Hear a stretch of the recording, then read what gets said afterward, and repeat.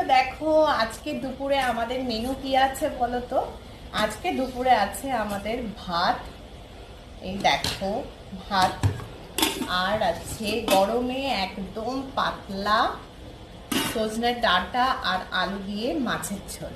একদম পাতলা মাছের ঝোল, এই গরমে ইচ্ছাই করছে না ইয়ে করতে, রিচ খাবার দাবার খেতে, তো পাতলা করে একদম তোমার আলু দিয়ে আর সজনের ডাঁটা দিয়ে তরকারি করেছি।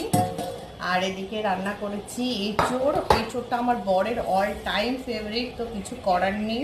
আর এঁচোড় তো একদম এমনি এমনি রান্না করা যায় না, তো একটু তেল মশলা তো দিতে হয়, তবুও কাঁচা লঙ্কা দিয়ে রান্নাটা করেছি, যতটা পেরেছি না রিচ করার চেষ্টা করেছি। তো যাই হোক, এঁচোড় আর এই মাছের ঝোল, আর কিছুই রান্না করিনি। আর এখন বসে পড়েছি মানে এখানে ছেলেকে খেতে দেওয়ার জন্য। ছেলে এখনো খায়নি। দেখো ছেলে কি করে বেড়াচ্ছে একবার দেখো।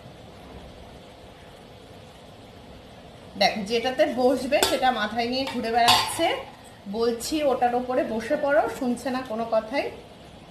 তো দেখো কি করছে, মানে সব সময় এরকম বদমাইশি চলতে থাকে। তো ছেলেকেই ভাত দিচ্ছি, ওকে প্রথমে ভাতটা দিয়ে দেবো, তারপরেই আমরা খেতে বসবো। তো কদিন দেখলাম একা একাই ভাতটা খাওয়ার চেষ্টা করছে, এখন আবার বলছে না ও খাবে না, ওকে খাইয়ে দিতে হবে। মানে শক্ত ভাত খেতে ওর কষ্ট হয়, তার জন্যই ওর কথা হচ্ছে যে আমাকে এবার খাইয়ে দিতে হবে, মানে আমি ঝোল ঝোল করে ভাতটা খাইয়ে দেবো। আর আজকে তো ডাল করিনি, এঁচোড়টা একটু দেবো, এঁচোড়টা দিয়েই ভাতটা চটকে খাইয়ে দেবো। কারণ ওকে আমি সব সবজি দেওয়ার চেষ্টা করি, সব সবজি দিই ওকে আমি। তো এঁচোড় দিয়েই ভাতটা মেখে দেবো, আর একটুখানি ডাঁটা দিয়ে আর মাছ দিয়েও দেবো, কারণ সজনে ডাঁটা খাওয়া তো খুব ভালো সবার জন্য। তো সজনে ডাঁটা তো দিতে হবে, এঁচোড়টা খাওয়াও কিন্তু খুব ভালো, যার জন্য আমি ওকে এঁচোড়টা রান্না করলে দিই। এটা ভাতের সঙ্গে চটকে ওকে দিয়ে দেবো, দেখো কেমন বদমাইশি করছে।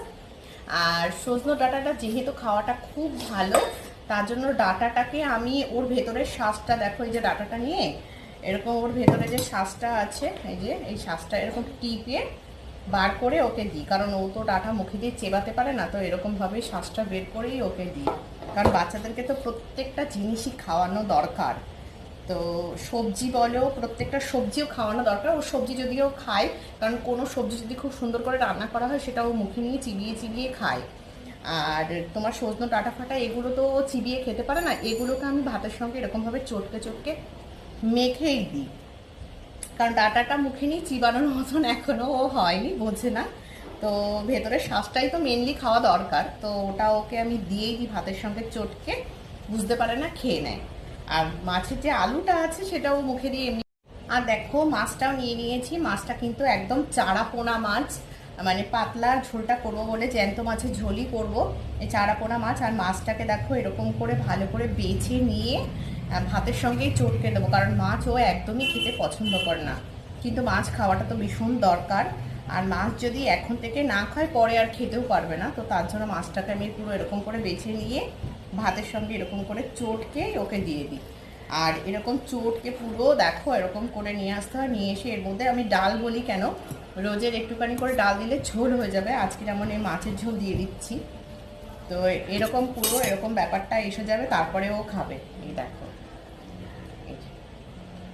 এটা ও খাবে, গিলবে আর কি, মানে চেবাতে ওর কষ্ট হয়, কিন্তু চানাচুর খেতে পারে।